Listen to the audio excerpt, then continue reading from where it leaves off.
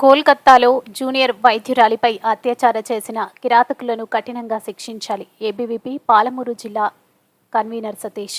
అఖిల భారతీయ విద్యార్థి పరిషత్ పాలమూరు జిల్లా కేంద్రం తెలంగాణ చౌరస్తాలో మమతా బెనర్జీ దిష్టిబొమ్మ దహనం చేయడం జరిగింది.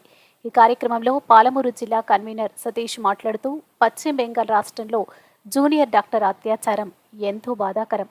అలాగే ఆ రాష్ట్రంలో మహిళలకు రక్షణ లేకపోవడం, దుండగులు రౌడీలు పెరిగిపోయి ప్రభుత్వ అండతో మహిళలపై దాడులు చేయడం సరికాదన్నారు.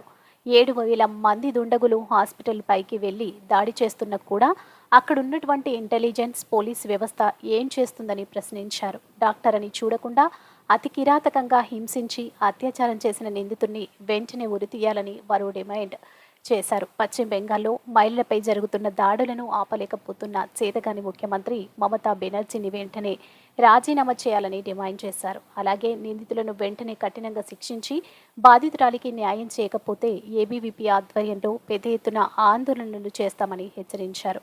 ఈ కార్యక్రమంలో నగర కార్యదర్శి బదిగే శివప్రసాద్, మహేష్, శివసాగర్, సాయి, కార్తిక్, వరుణ్, జయంత్, అంజీ, అనుదీప్, వంశీ, గౌతమ్, జయంత్, వంశీ తదితరులు పాల్గొన్నారు. విద్యార్థులతో చెలగట్టమా